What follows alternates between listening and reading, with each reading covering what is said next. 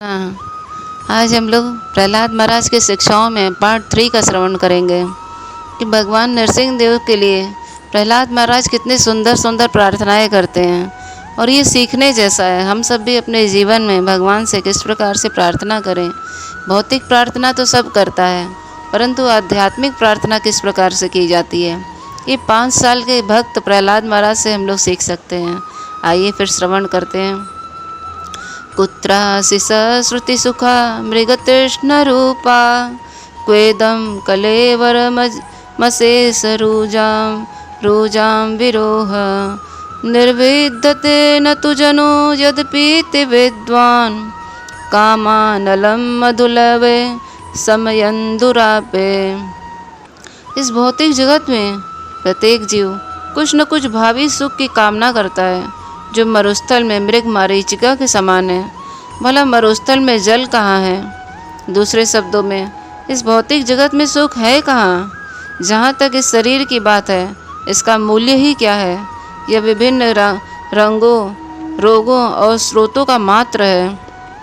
तथाकथित दार्शनिक, वैज्ञानी तथा राजनीतिज्ञ इसे भली भांति जानते हैं, फिर भी वे क्षणिक सुख की आकांक्षा करते रहते हैं। सुख प्राप्त कर पाना अत्यंत कठिन है, लेकिन वे अपनी इंद्रियों को वश में न रख पाने के कारण इस भौतिक जगत के तथाकथित सुख के पीछे दौड़ते रहते हैं और सही निष्कर्ष तक कभी नहीं पहुंच पाते। क्वाहं रजा प्रभव ईश तमोधिकेऽस्मिन् जाता सुरेत रकुले क्वत्तवानुकंपा न ब्राह्मणो न तु भवस्य न वैरमाया जन्मेर्पिता शिरसि पद्य कर प्रसाद। हे प्रभु, हे परम पुरुष, कहाँ घोर नारकीय रजोगुण तमोगुण परिवार में उत्पन्न हुआ मैं, और कहाँ आपकी अहेतुक कृपा जो ब्रह्मा जी, शिव जी या लक्ष्मी जी को भी कभी प्राप्त नहीं हो पाई।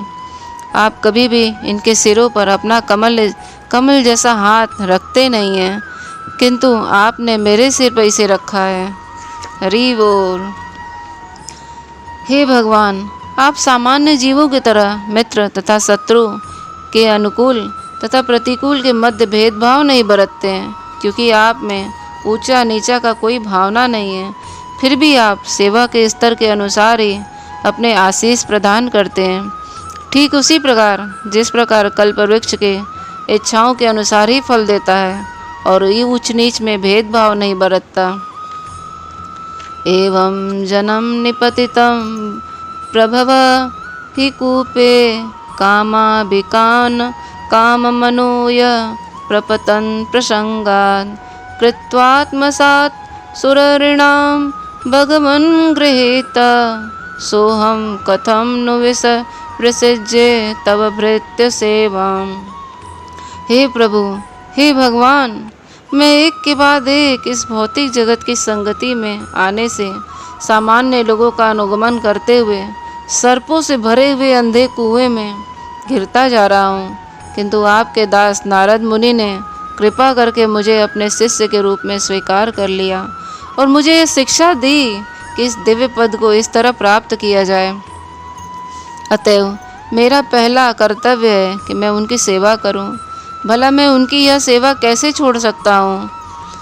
मत् प्राण रक्षणं मनंत पृथुव्रतस्य मन्ये स्वभृत्य ऋषि वाक्यमृतं विधातुं खड्गं प्रगह्य यदवोच दश द्विधिस्तु सत्त्वामीश्वरो मदपरोवतु कं हरामि। हे भगवान, हे दिव्य गुणों के असीम आगार, आपने मेरे पिता हिरण्यकशिपु का वध किया है और मुझे उनकी तलवार से बचा लिया। उन्होंने अत्यंत क्रुद्ध होकर कहा था, यदि मेरे अतिरिक्त कोई और परम नियंता है तो वह तुम्हें बचाए। अब मैं तुम्हारे सिर को तुम्हारे शरीर से काट कर अलग कर दूंगा। अतः मैं सोचता हूँ कि मुझे बचाने तथा उन्हें मारने दोनों ही कार्य में आपने अपने भक्त के वचनों को सत्य करने के लिए ही कर्म किया है, इसका कोई अन्य कारण नहीं है। एकस्त्वमेव जगदेतममुष्य यत्त्वं माध्यन्तयो पृथगवस्यासि मध्यस्ततस्य सृष्टगुणव्यतिकरं निजमाययेदं नानेव तैरवसि तदनुप्रविष्ट। हे भगवान, आप अकेले ही अपने आप को विराट जगत के रूप में प्रकट करते हैं, क्योंकि आप सृष्टि के पूर्व विद्यमान थे, संहार के बाद भी विद्यमान हैं और आदि से अंत के बीच के भी पालक हैं। यह सब प्रकृति के तीनों गुणों की क्रिया प्रतिक्रिया के माध्यम से आपकी बहिरंग शक्ति द्वारा किया जाता है।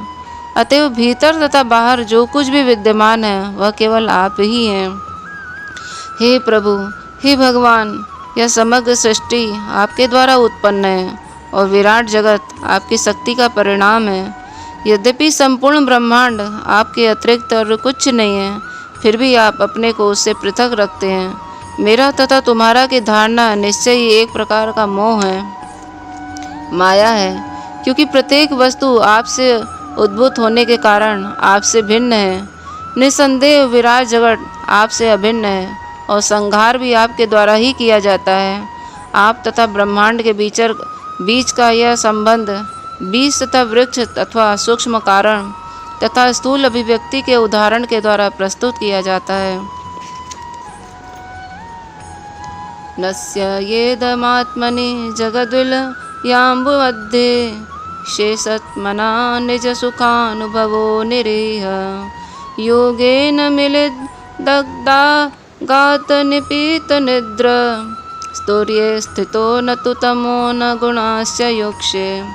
हे प्रभु, हे पूर्ण पुरुषोत्तम भगवान, संहार करने के बाद सृजनात्मक शक्ति आप में सुरक्षित रखी जाती है और आप अपने अर्धखुले नेत्रों से सोते प्रतीत होते हैं, किंतु तथ्य तो यह है कि आप एक सामान्य व्यक्ति की भांति सोते नहीं हैं, क्योंकि आप भौतिक जगत की सृष्टि के परे सदैव दिव्य अवस्था में रहते हैं और सदैव दिव्य आनंद का अनुभव करते हैं। इस तरह शिरोदक्षाई विष्णु के रूप में आप भौतिक वस्तुओं को छुए बिना अपनी दिव्य स्थिति में बने रहते हैं। यद्यपि आप सोते प्रतीत होते हैं, किंतु ये सोना अविद्या की निद्रा से पृथक होता है। हरे कृष्णा कृष्ण कृष्ण हरे हरे, हरे राम राम राम हरे हरे। पार्ट 3 का यहाँ पर कंप्लीट होता है। पार्ट 4 का हम लोग कल पढ़ेंगे और श्रवण करेंगे। आपको इन भगवान की प्रार्थनाएं जो प्रहलाद महाराज 5 वर्ष के हैं वो कर रहे हैं, कैसा लगा हमें बताइएगा। हरे बोल।